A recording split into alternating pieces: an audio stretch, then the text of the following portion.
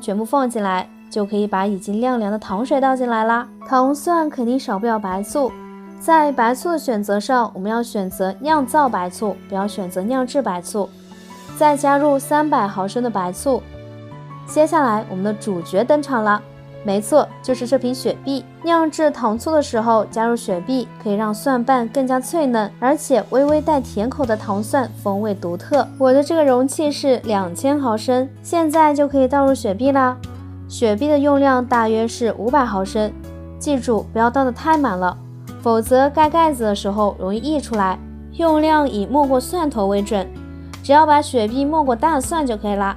这样腌过的蒜个个像白玉一样，而且脆爽可口，非常的好吃。盖上盖子密封起来，放到阴凉的地方，15到20天的时间就可以吃啦。喜欢吃糖蒜的朋友一定要收藏起来做一下，记得关注我哦。